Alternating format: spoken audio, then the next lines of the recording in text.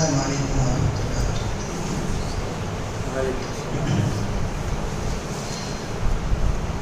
أعوذ بالله من الشيطان الرجيم. بسم الله الرحمن الرحيم.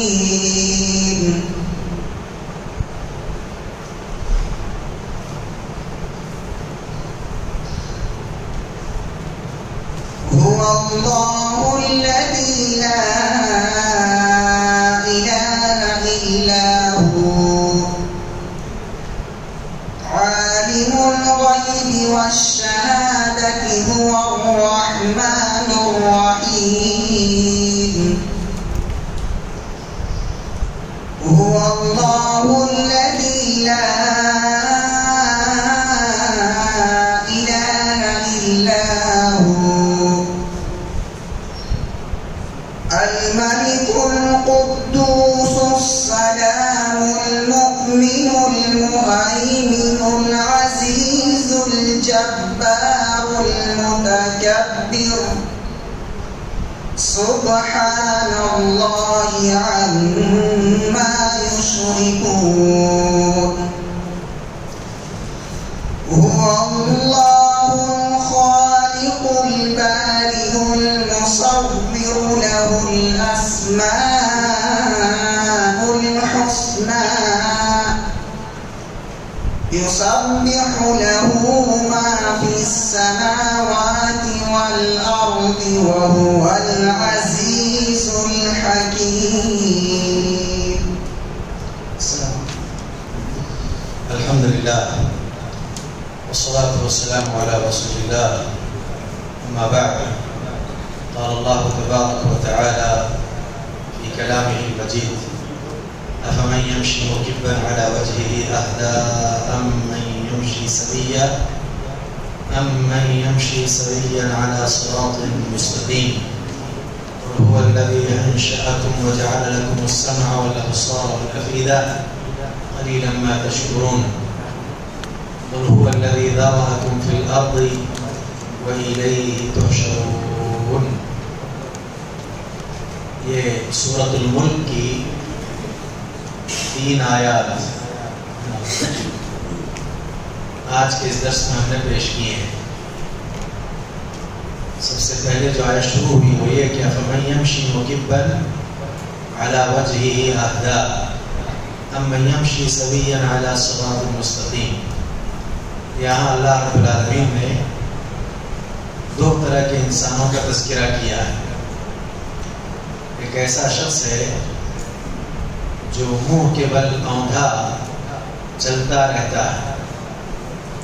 دوسرا وہ شخص ہے جو سیدھا پیروں کے بل راہ راست پر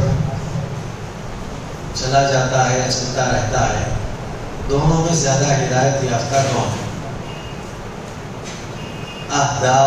زیادہ ہدایت والا کون ہے؟ یہ گویا کہ اعتبار سے استفسار نہیں بلکہ استفہام ہے. اللہ کی طرف سے استفسار جواب میں اگر ہم جائیں، ورنہ ہمارے لیے عمومی طور پر یہاں استفہام سوال ہے. کہ 2 طرح کے لوگ ہیں. ایک ہے منہ کے بل اوندھا چلنے والا، اور دوسرا کون ہے؟ پیروں کے بل سیدھا چلنے والا. دونوں میں زیادہ ہدایت یافتہ کون ہے؟ ہدایت والا. جواب کیا ہے؟ اصل میں یہاں یہ مثال کیوں دی گئی؟ کون ہے جو منہ کے بل اوندھا چلنے والا؟ کون ہے جو سیدھا ہو کر کے صراط مستقیم پر، سیدھے راستے پر پیروں کے بل بوتے پر چلنے والا؟ یہ مثال کس کے لیے دی گئی؟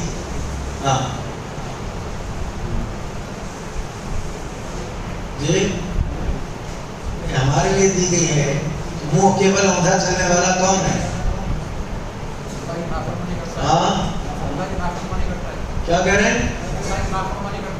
اللہ کی نافرمانی. نافرمانی میں بڑی چیز کیا ہے؟ شرک.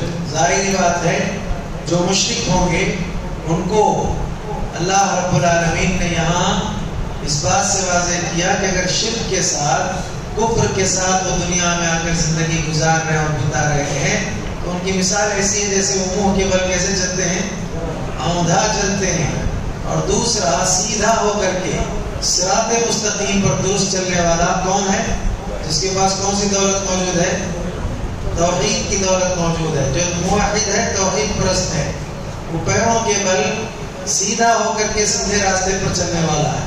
اسی لیے آپ یہ دیکھیں گے کہ اس سورت میں اللہ رب العالمین نے اپنی بہت ساری اور بے شمار قدرتوں کا تذکرہ کیا ہے تاکہ بندہ اللہ تعالیٰ کی معرفت کرے، اللہ تعالیٰ کو جان جائے. اسی لیے دیکھیے آغاز میں اللہ نے کیا بیان فرمایا؟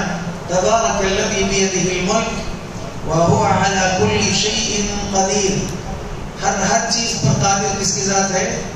اللہ تعالیٰ کی. اب اللہ نے اپنی قدرت کا تذکرہ کیا. الذی خلق الموت والحیاة ایک جگہ. دوسرا الذی خلق سبع سماوات طباقا، پھر اس کی تفصیلات آئی. پھر تیسرا الا یعلم من خلق وهو اللطیف الخبیر. پھر چوتھا اولم یروا الی الطیر فوقهم صافات ویقبضن ما یمسکهن الا الرحمن انه بكل شیء بصیر. پھر اللہ تعالیٰ نے مزید تذکرہ کرتے ہوئے بات بیان کی. افمن یمشی مکبا علی وجهه اهدی امن یمشی سویا علی صراط مستقیم.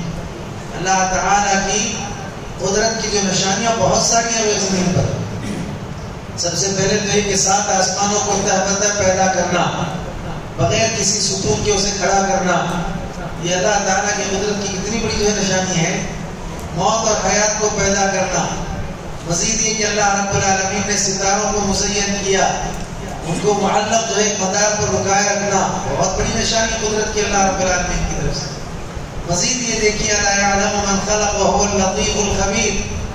جو خالق ہے وہ کیسے نہیں جان سکتا؟ وہ تو لطیف اور خبیر ہے. پھر مزید اللہ رب العالمین نے کہا هو الذی جعل لكم الارض ذلولا فامشوا في مناکبها وکلوا من رزقه والیہ النشور. تفصیلات میں جانے کا وقت نہیں، گہرائی میں نہیں جائیں گے. ہم آتے ہیں اپنے اصل موضوع کی طرف بہت جلد. لہذا یہ دیکھیے کہ جو آدمی درست عقیدے کے ساتھ اللہ کی معرفت کے ساتھ جیتا ہے، زندگی بتاتا اور گزارتا ہے، وہ اصل میں سیدھا ہو کر کے سیدھے راستے پر چلنے والا ہے. یہ زیادہ ہدایت پر ہے. اس کے بالمقابل وہ جو اللہ تعالیٰ کی تمام تر نشانیوں کو دیکھے اور اللہ کی معرفت کے بغیر، توحید کے بغیر زندگی گزارتا رہے اور زندگی کے ایام مکمل کر لے، وہ منہ کے بل اوندھا ہو کر کے چلنے والا ہے. یہ زیادہ ہدایت پر تو نہیں ہو سکتا نا. تو عظیم دولت کیا ہے کہ ہمارے پاس اللہ کی معرفت ہونا چاہیے، ہمارے پاس توحید ہونا چاہیے، درست عقیدہ ہمارا ہونا چاہیے. یہ بہت ضروری ہے. اگلی آیت کی طرف چلتے ہیں اور دھیرے دھیرے ہم اپنے مضمون کی طرف آئیں گے. اللہ نے یہاں بھی اپنی قدرت کا تذکرہ کیا. قل، اے نبی آپ کہیں، هو الذی انشأکم، اللہ کی ذات وہ ہے جس نے تمہیں کیا کیا ہے؟ پیدا کیا ہے. انشأ، ٹھیک ہے، انشأکم، تم کو پیدا کیا ہے. چاہیے انشأ ینشئ انشاء، ٹھیک ہے نا. انشاء نہیں لکھے جائے، ٹھیک ہے. انشأ ینشئ انشاء. اس کا معنی پیدا کرنا ہے، ٹھیک ہے نا.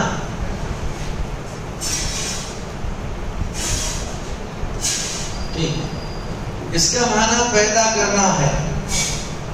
اگر تھوڑا سا اس میں ہم تحریر میں، لکھنے میں فرق کر دیں تو پھر ایسی صورت میں معنی میں تبدیلی واقع ہو جاتی ہے. اب وہ شیخ لکھ رہا ہے، دیکھیے یہ فرق ہو گیا. عموماً ہمارے یہاں اردو لکھنے والے لوگ یہ غلطی اس طرح کی کرتے ہیں. کہنا ہوتا ہے نا اگر اللہ تعالیٰ نے چاہا تو کیا کہتے ہیں اس کو؟ انشاءاللہ. کیا کہتے ہیں ہم لوگ؟ انشاءاللہ. لکھا کیسا جاتا ہے؟ اسے اس طرح لکھا جاتا ہے جیسے اوپر لکھا گیا نا. لوگ اکثر اس طرح لکھتے ہیں. کیسے؟ انشاءاللہ. ایسا نہیں. اگر اس طرح لکھیں گے تو معنی کیا ہو جائے گا؟ اللہ تعالیٰ کا پیدا کرنا. آپ جو کہنا چاہتے ہو مفہوم نہیں نکلے گا اس میں. اگر اللہ تعالیٰ نے کرنا ہے تو اس کے لیے ان جو شرطیہ ہے اس کو الگ لکھنا پڑے گا، شاء اللہ کو الگ لکھنا پڑے گا، تب جا کر کے مفہوم ادا ہوگا ان شاء اللہ. نیچے ویسے ہی لکھا ہے شیخ نے نا.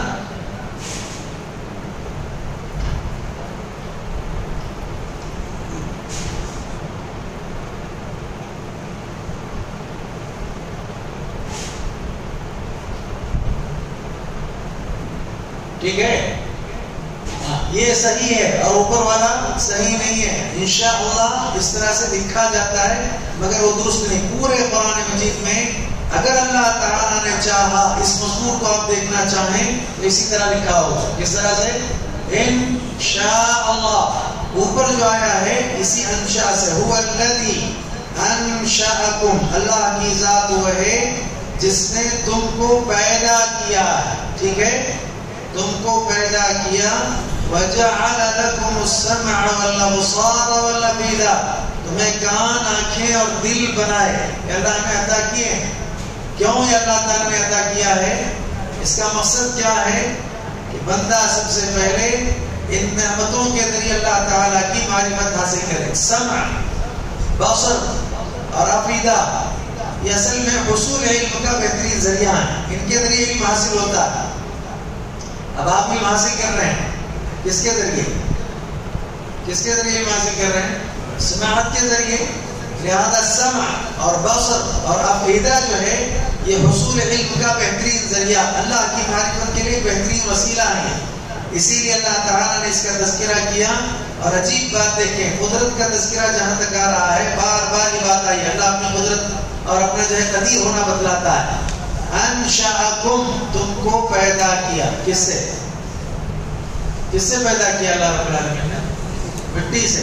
عجیب بات یہ اللہ تعالیٰ کی کتنی بڑی قدرت ہے کہ مٹی، اور مٹی سے ایسا انسان وجود میں آئے. پانی کا ایک قطرہ اس کے ذریعے ایسا انسان وجود میں لایا جائے، یہ اللہ تعالیٰ ہی کی قدرت ہے.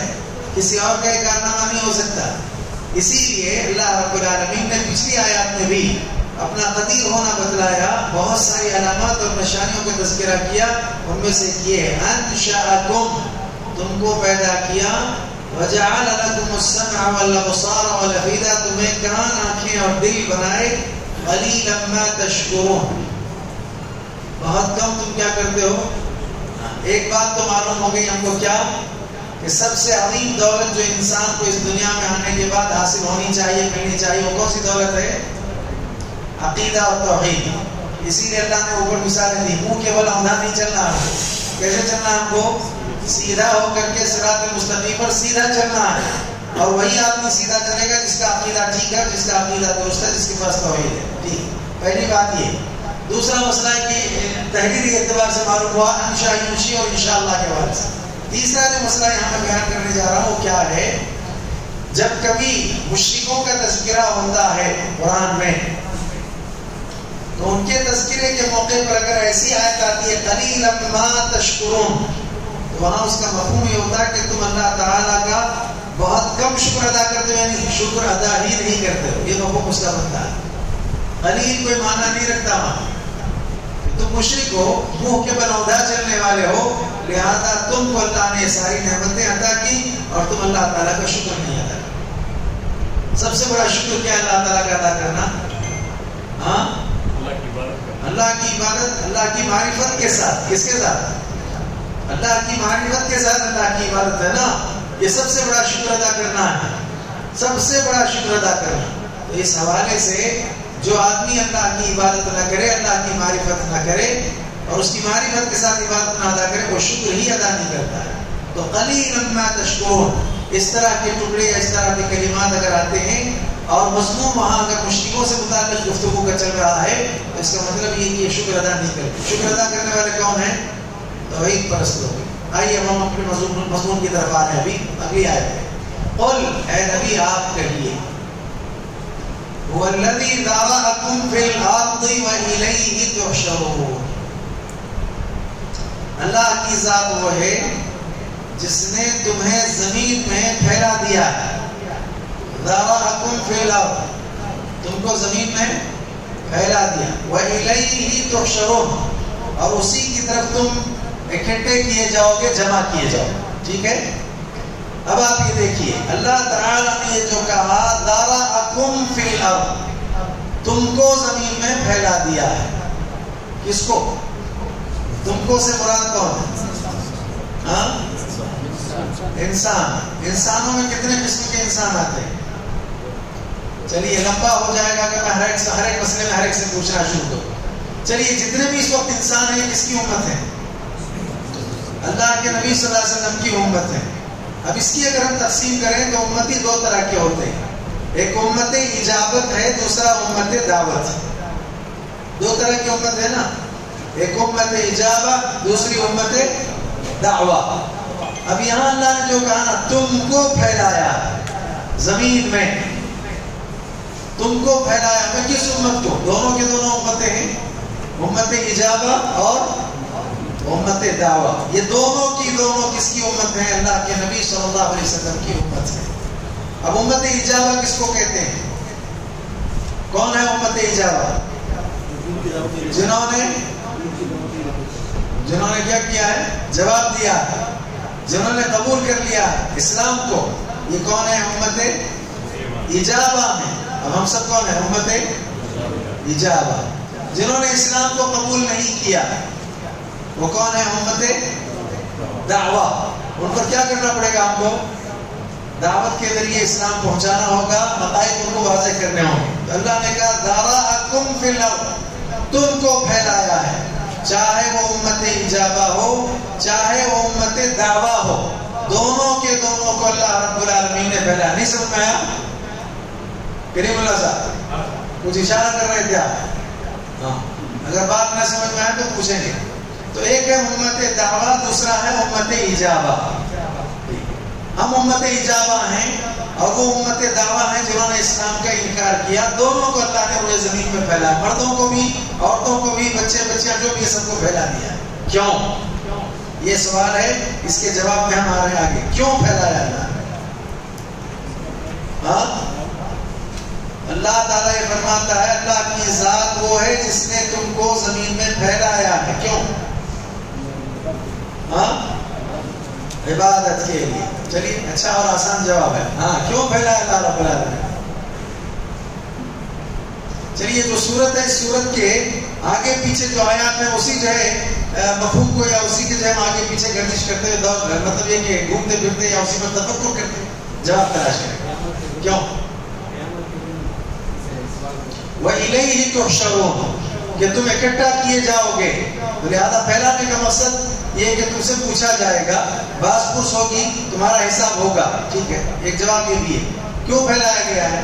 ذرأکم فی الارض، جی اللہ کو سمجھنے کے لیے پھیلایا گیا. ٹھیک ہے.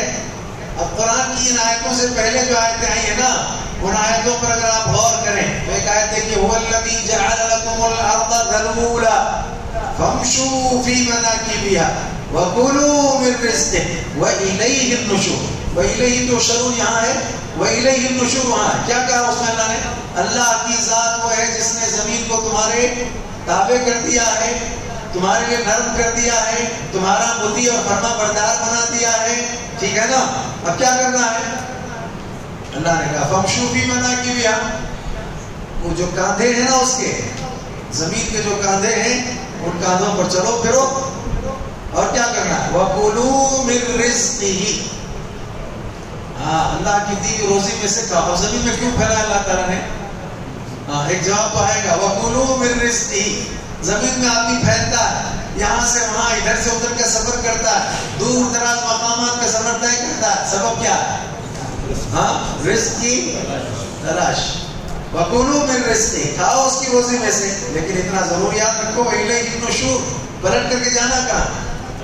اب آئیے یہاں اس وقت انسانیت کی خدمت کرنے والے یا خدمت خلق پر معمور جتنے بھی بڑے بڑے دنیا میں ادارے ہیں، ان اداروں کا یہ کہنا ہے کہ بنیادی طور پر انسان کو اس کے بنیادی حقوق حاصل ہونا چاہیے. اب انسان کی بنیادی حقوق کتنے جو انسان کو حاصل ہوں؟ بعض نے 4 کا تذکرہ کیا، بعض نے 6 کا تذکرہ کیا. ہم وہی کہتے ہیں ذرأکم فی الارض، پھیلو زمین میں اپنے بنیادی حقوق کو حاصل کرنے کے لیے. اپنے بنیادی حقوق کو پانے کے لیے. لیکن اتنا ضرور یاد رہنا چاہیے وَإِلَيْهِ تُحْشَرُونَ، تم کہاں اکٹھا کیے جاؤ گے؟ اللہ تعالیٰ کے پاس تمہیں جمع کیا جائے گا. تو وہ بنیادی حقوق جو ہر انسان کو حاصل ہونے چاہیے وہ کتنے ہیں؟ بعض نے 4 کا، بعض نے 6 کا تذکرہ کیا. اب ان 4 میں سے 6 میں سے پہلی چیز کیا ہے؟ ابھی میں نے کہا نا وَكُلُوا مِن رِزْقِهِ، روزی کھانا یہ انسان کا بنیادی حق ہے. ہر انسان کو غذا مہیا ہونا چاہیے، غذا ملنا چاہیے، کھانا حاصل ہونا چاہیے. ٹھیک ہے نا؟ یہ بنیادی حق. ہم آئیں گے اس میں ہوتا کیا ہے. دیکھیے کہ پلٹ کر جانے کا تصور نہ ہو تو نقصان کیا ہو رہا ہے. پلٹ کر جانے کا تصور ہو تو بنیادی حقوق کے ساتھ وہ کیا کرتا ہے. ٹھیک ہے. دوسرا جو ہے بنیادی حق کیا ہے جو ہر انسان کو حاصل ہونا چاہیے؟ ایک تو کھانا ہو گیا، ہم ترتیب سے چلیں گے. دوسرا ہے پانی. بنیادی حق ہے جو ہر انسان کو حاصل ہونا چاہیے. اسی لیے آپ دیکھیں اس سورت کے آخر میں اللہ نے کہا قل ارأيتم ان اصبح ماؤكم غورا فمن يأتيكم بماء معين. اسی سورت کے آخر میں اگر تمہارا پانی سمندر کی تہہ میں یا بالکل تہہ میں چلا جائے، کون نتھرا ہوا صاف ستھرا پانی تمہارے پاس لائے گا؟ معلوم ہے کہ اس صورت میں کھانے کے تذکرے کے ساتھ آخر میں کس کا تذکرہ ہے؟ پانی کا تذکرہ ہے. اللہ تعالیٰ کی بڑی قدرت ہے. اللہ نے ہر ایک کو زندگی کس سے عطا کی ہے؟ وَأَنزَلْنَا مِنَ الْمَاءِ كُلَّ شَيْءٍ حَيٍّ. ٹھیک ہے. وَجَعَلْنَا مِنَ الْمَاءِ كُلَّ شَيْءٍ حَيٍّ. ہم نے ہر چیز کو زندگی پانی سے عطا کیا. تو انسان کا بنیادی حق ہے کہ انسان کو اس دنیا میں کیا ملنا چاہیے؟ پانی ملنا چاہیے. رزق بنیادی حق ہے انسان کا. انسان کو رزق ملنا چاہیے اس دنیا میں. ان 2 چیزوں کے بعد تیسری چیز کیا ہے؟ انسان کا بنیادی حق کیا ہے جو اسے ملنا چاہیے، ہر انسان کو ملنا چاہیے؟ وہ ہے جسم کو ڈھانپنے کے لیے کپڑا، لباس. یہ بنیادی حق ہے جو ہر انسان کو ملنا چاہیے. یا بنی آدم قد انزلنا علیکم لباسا یواری سواتکم وریشا ولباس التقوی ذلک خیر. اللہ تعالیٰ نے اس بات کی وضاحت کی ہے اور یہ فطری حق ہے اور انسان کا یہ بنیادی حق ہے. ایسا ہوا کہ جنت میں رہتے تھے ابا اور امی، لہذا آدم اور حوا علیہ السلام انہیں جب وہاں سے نکالا گیا، بلکہ وہاں سے انہیں جب وہ درخت کے قریب جانے کے نتیجے میں وہاں سے جب نکالا جانے لگا تو کیا کیا انہوں نے؟ پہلا کام فطفقا یخصفان علیہما من ورق الجنہ. بنیادی حق ہے ہر انسان کو یہ حاصل ہونا چاہیے. کتنے حقوق ہو گئے؟ 3. کھانا، پانی اور کپڑا. چوتھا بنیادی حق کیا ہے جو ہر انسان کو حاصل ہونا چاہیے؟ مکان. کیا چاہیے؟ مکان چاہیے نا. ذرأکم فی الارض، اس نے زمین میں تم کو پھیلا دیا ہے. اچھا مکان کے بارے میں اللہ کا کہنا کیا؟ وَلَكُمْ فِي الْأَرْضِ مُسْتَقَرٌّ وَمَتَاعٌ إِلَىٰ حِينٍ. تمہارا مستقر، تمہارا ٹھہرنے کا مقام، تمہاری ٹھہرنے کی جگہ کیا ہے؟ دنیا. تو لہذا یہ مستقر ہے. مکان چاہیے آپ کو، جگہ چاہیے. اس سے کیا معلوم ہوا کہ انسان مستقل زندگی ہواؤں پر نہیں گزار سکتا. مستقل زندگی اس کی کہاں گزرے گی؟ مکان پر، جگہ پر. ایک تو ایک محدود مکان ہوتا ہے، مقید ہے، اور ایک عام مکان ہے نا. تو لہذا مکان، جگہ چاہیے اس کو زندگی گزارنے کے لیے. تو لہذا جگہ زمین ہے. اسی زمین پر وہ زندگی گزار سکتا ہے. اس کی کامل اور مکمل زندگی زمین چھوڑ کر کے کسی اور مقام پر مستقل نہیں ہو سکتی. عارضی طور پر ہو سکتی ہے. معلق کسی ہوا میں رہے، کسی جگہ جائے، ایسا نہیں ہو سکتا. وَلَكُمْ فِي الْأَرْضِ مُسْتَقَرٌّ. تمہارے لیے زمین کیا ہے؟ مستقر. بنیادی حق ہے انسان کا کہ ہر انسان کو کیا ملنا چاہیے؟ مکان ملنا چاہیے. یہ 4 چیزیں ہیں جو بنیادی حقوق کے طور پر بیان کی جاتی ہیں. مزید 2 چیزوں کا اضافہ کچھ اور لوگوں نے کیا. ان میں ان میں جو 5ویں چیز ہے وہ ہے صحت. کیا ہے 5ویں چیز؟ صحت. بنیادی حق ہے. ہر انسان کو کیا حاصل ہونا چاہیے؟ صحت حاصل ہونا چاہیے. اور چھٹی چیز کیا ہے؟ تعلیم. یہ ہمارا موضوع ہے تعلیم. یہاں بیٹھے کس لیے ہیں؟ علم حاصل کرنے کے لیے بیٹھے ہیں. اب اگر یہ چھٹا حق نہیں آیا، کون سا؟ علم، اور وہ بھی حقیقی علم. اگر یہ نہیں آیا، اب دیکھیے 5 جو اس سے شروع کیا ہے نا، جو بنیادی حقوق بیان ہوئے ہیں، اس میں آدمی کیسے حق تلفی کرتا ہے اور کیسے جو ہے وہ کوتاہی برتتا ہے اور کتنا نقصان اٹھانے والا ہوتا ہے. چلیے ایک ایک چیز سے چلتے ہیں. چھٹا حق اگر نہیں ملا، کون سا؟ علم. تو نقصان کیا ہے؟ آتے ہیں پہلی چیز پر. پہلی چیز کیا تھی؟ غذا. اللہ کے نبی صلی اللہ علیہ وسلم کا فرمان ہے کہ میری امت پر، لوگوں پر ایک ایسا زمانہ بھی آنے والا ہے، ایسا وقت بھی آنے والا ہے کہ اس وقت میں آدمی کو پرواہ ہی نہیں ہوگی اس بات کی کہ مال جو اس کے پاس آ رہا ہے حلال ذرائع سے آ رہا ہے یا حرام ذرائع سے. تو ضرورت کس کی ہے اس کے لیے؟ آپ غذا حاصل کریں، آپ غذا اپنے پیٹ تک پہنچائیں. تو بنیادی طور پر جو چھٹا حق ہے علم، اس کی ضرورت ہے. اس کی روشنی میں آپ اس بات کو جان سکیں گے کہ یہ جو روزی آ رہی ہے حلال راستے سے آ رہی ہے یا حرام راستے سے. مگر نہ حال کیا ہوگا؟ ایک زمانہ ایسا آئے گا، اشراط الساعہ میں سے یہ ہے کہ قیامت کے قریب ایسا ہوگا کہ آدمی حلال اور حرام میں تمیز نہیں کرے گا.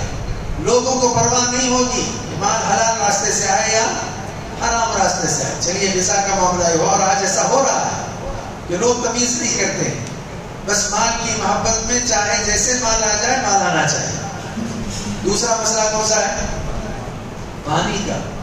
ٹھیک ہے، اب پانی کے سلسلے میں چلیے تھوڑی سی تغیر کے ساتھ، اس کے تبدیلی کے ساتھ ہمیں بات کہتے ہیں. من اشراط الساعة ان يرفع العلم ويكثر الجهل ويشرب الخمر. اللہ کے نبی علیہ السلام نے کہا قیامت کے قریب ایسا ہوگا، جہالت عام ہوگی اور کیا ہوگا؟ علم اٹھا لیا جائے گا نا. ساتھ ہی ساتھ یہ ہے کہ شراب پی جائے. یہ مشروب ہے ایک طرح کا نا. ظاہر بات ہے آج کل تو ویسے بھی آپ دیکھیں، بس بعض مقامات پر تو یہ ہے کہ کچھ وقت کے بعد پانی بہت مہنگا ہوتا نظر آئے گا اور شراب سستی نظر آئے گی. پینے والی چیز یہ بھی ہے، پینے والی چیز وہ بھی ہے. تو ایک آدمی کا بنیادی حق ہے کہ اس کو پانی ملنا چاہیے، لیکن اس حق کو چھوڑ کر کے اس نے وہ جو چھٹا جو حق تھا علم، اس کے نہ ہونے یا ہونے کے بعد بھی اس نے جو اس طرح کی جو کوتاہی کی اور اس کے اندر کمزوری ایسی آ گئی کہ اس نے شراب پینے کا جو ہے آغاز کیا، شراب پینے کا اہتمام کیا. چلیے اس کے بعد والی چیز کون سی ہے؟ لباس. نبی نے کہا کہ ایسا وقت آئے گا بہت سی عورتیں ایسی ہوں گی، نساء کاسیات عاریات مائلات ممیلات. عورتیں ہوں گی کچھ ایسے، لباس تو ضرور پہنے ہوئی ہوں گی، بنیادی حق ہے نا، ان کو حاصل رہے گا، لیکن اس کے باوجود وہ کپڑا پہن کر کے کیسے ہوں گی؟ ننگی ہوں گی. آپ یہ تو مسئلہ عورتوں کا ہے نا. آج کل ہمارے یہاں مردوں میں بھی ایک چیز آ گئی ہے فیشن کے نام پر. میں بھی 2-4 دن پہلے کی بات بتا رہا ہوں. وہ کیا ہے؟ پینٹ بیچارے پہنے ہیں، اتنا تنگ لباس، اتنا چست لباس، اتنا ٹائٹ لباس کہ خود پہنتے ہوئے بھی ان کو تنگی محسوس ہوگی، پریشانی محسوس ہوگی، پھر بھی اسٹائل کے نام پر پہنیں گے. وہ پینٹ کا جو ایک پہنچا ہوتا ہے نا، پیر میں گھسانے کے لیے بڑی تکلیف ہوتی ہے. بڑے محنت کے ساتھ کیا کرتا ہے، اس کو گھسیٹ گھسیٹ کر کے وہ چڑھاتا ہے. اچھا اس کے بعد بھی مزید فیشن کے نام پر کیا ہے؟ یہاں سے ادھر سے ادھر سے کیا چاہیے؟ ہٹا ہوا لباس. کس لیے چاہیے بھائی؟ جسم کو ڈھانپنے کے لیے.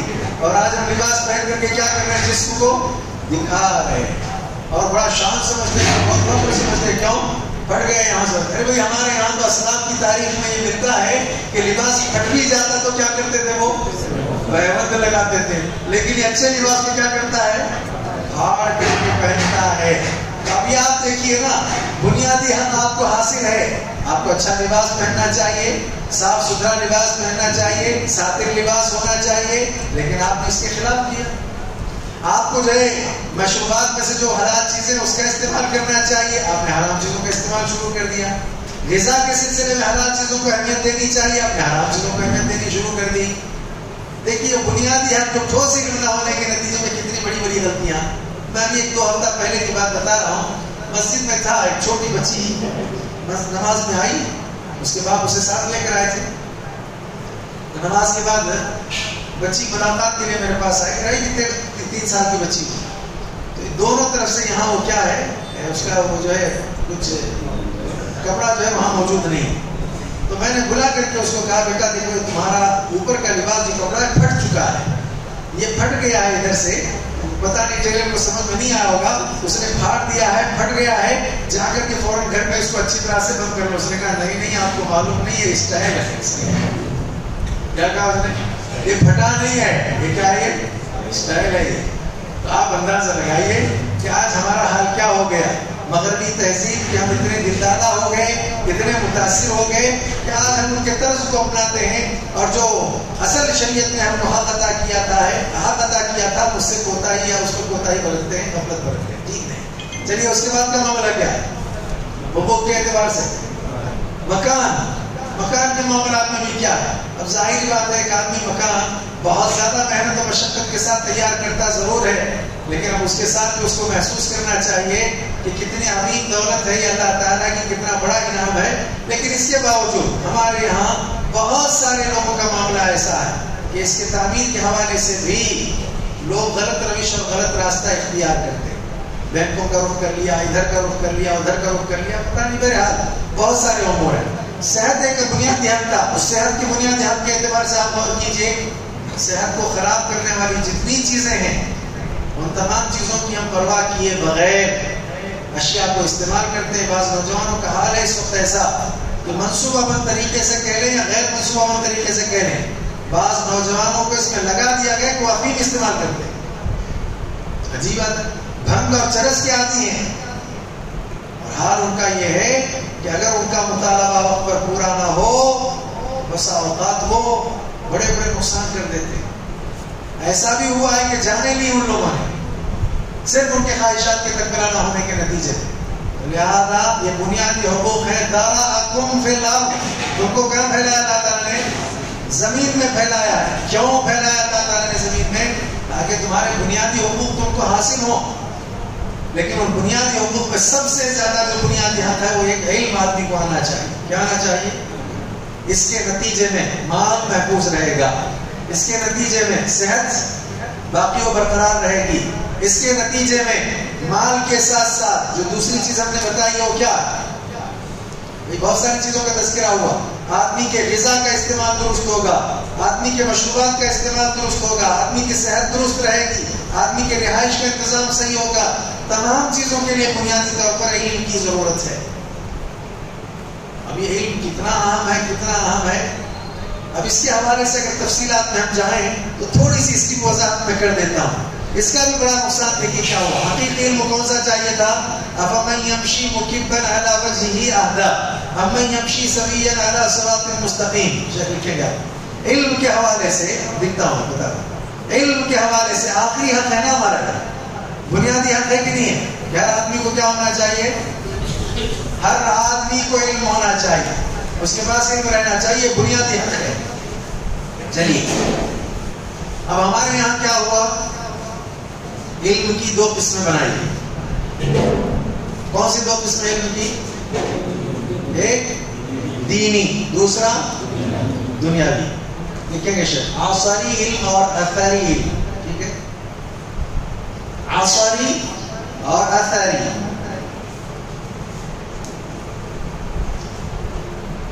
یہ دو قسمیں بنی. اسی کو ہم کہتے ہیں دنیاوی علم, اس کو ہم کیا کہتے ہیں؟ اخروی علم. اس کو ہم کیا کہتے ہیں؟ جدید علم. اس کو ہم کیا کہتے ہیں؟ قدیم علم. ہمارے یہاں ایسا ہوا. قدیم علم سے مراد کیا ہے؟ اثری, شرعی. اثری شرعی جو ہے دونوں چیزیں, ٹھیک ہے, وہ بھی لکھ دیں گا. دنیاوی دین, اور اس کے بعد جدید قدیم. ٹھیک ہے, جدید قدیم. ٹھیک ہے نا, ایک کو جدید ایک کو قدیم بنائیں. ہاں, یہ ہے جدید اور یہ ہے قدیم. ٹھیک ہے نا, شرعی غیر شرعی دونوں بھی کر دیں تاکہ کوئی ایک اصطلاح کو سمجھ میں آ جائے. حالانکہ ایک ہی اگر سمجھ لیں تو کافی. شرعی غیر شرعی. دیکھیے آپ, یہ ہے تقسیم جو کی گئی. پہلے تو یہ کہ عصری علم, اسی کے جو ہے مقابل میں اثری علم. اسی عصری علم کو دنیاوی علم کہتے ہیں, اور اسے دینی علم. عصری علم کو غیر شرعی اور اس کو شرعی علم کہا جاتا ہے. ٹھیک, اب یہ دو تقسیم ہو گئی. علم علم ہے. موضوع کے اعتبار سے یہ تقسیم ٹھیک ہے. جو بات میں بنیادی طور پر بتلا رہا ہوں، کیونکہ ہم آئیں گے ذمہ داروں کی تربیت، ذمہ داروں کو چاہیے کیا، ذمہ داروں کے پاس نہ ہونے کے نتیجے میں نقصان کیا. اگر وقت رہے گا تو آج کی مجلس میں تو اگلی قسط میں ہم اس کو لیں گے، لیکن بنیادی طور پر اس کو جانیے، بہت اہم ہے. اب دیکھیے آپ یہ جو دو طرح کی تقسیم ہوئی ہے، یہ صرف موضوع کے اعتبار سے تقسیم ہے. ٹھیک ہے نا؟ کس کے اعتبار سے؟ موضوع یعلمون ظاہرا من الحیات الدنیا وهم عن الآخرۃ هم غافلون. یہ دنیاوی علم کے یا دنیاوی زندگی کے ظاہر کو جانتے ہیں اور آخرت سے غافل ہیں. موضوع کے اعتبار سے ٹھیک ہے، یہ دو موضوعات ہیں. لیکن مقصد کے اعتبار سے دو یاد رکھیں آپ، یہ ہے موضوع کے اعتبار سے تقسیم، دوسرا ہے مقصد.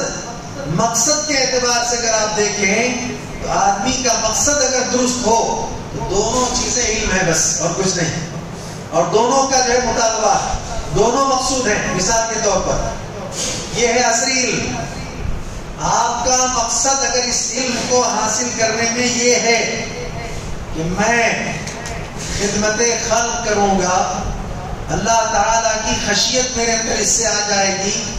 کائنات جو اس وقت اللہ نے پھیلا رکھی ہے، اپنی بے شمار آیات ہیں، ان آیات کے سلسلے میں بہت ساری چیزیں ہیں جو علم کے حوالے سے اگر آپ جانیں تو بہت ساری علم ہے. علم الارض ہے، علم الفلکیات ہے، علم الاخلاق ہے، بہت ساری چیزیں ہیں. لہذا کائنات کو جو اللہ نے آیات پھیلا دی، اس پر میں غور کر کے اللہ تعالیٰ کی خشیت اپنے اندر لاؤں گا، اصلاح معاش اور اصلاح معاشرہ کروں گا اس علم کے ذریعے. آپ کا مقصود ہے خدمت خلق، آپ کا مقصود ہے اصلاح معاش و معاشرہ، اور آپ کا مقصود ہے خشیت الہی. تو پھر ایسا علم اللہ تعالیٰ کے تقرب کو حاصل کرنے کا ذریعہ ہو جائے. اس پر آپ کو اجر ملے گا، اس پر آپ کو ثواب ملے گا. اگر ہمارے بچے بچیوں کے ذہنوں میں اس بات کو ڈال دیا جائے تو یہ بڑی بڑی رقومات جو ہم خرچ کر رہے ہیں اور بڑی بڑی ڈگریاں جو انہیں دلا رہے ہیں نا، اس پر ہم کو اجر ملے گا. کب؟ جب مقصود ہمارا یہ ہو.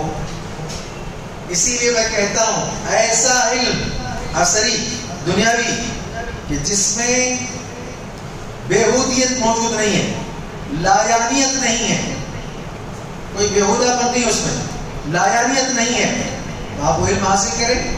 آپ کا مقصد یہ اگر ہے تو یقیناً اس میں آگے بڑھنا چاہیے، ضرورت ہے اس کی. چلیے یہاں تک تو بات تھی، نیت ٹھیک تھی، اللہ کے تقرب کا ذریعہ بن گیا ہے علم. ہم یہاں آتے ہیں، کون سا علم ہے یہ؟ دنیاوی، یہ دینی علم ہے. ٹھیک ہے نا؟ اب اس کو آپ حاصل کر رہے ہیں، مقصد آپ کا ٹھیک نہیں. آپ کا مقصد ہے مال کمانا، آپ کا مقصد ہے عزت حاصل کرنا، آپ کا مقصد ہے لوگوں کی توجہ کو اپنی طرف مبذول کرانا. لہذا ایسی صورت میں اللہ کے نبی نے حدیث میں فرمایا لم یجد رائحۃ الجنہ، جنت کی خوشبو اس کو نہیں ملنے والی. ادخلہ اللہ النار، جہنم کی آگ میں اللہ اس کو داخل کرے. کتنا بڑا نقصان ہو گیا.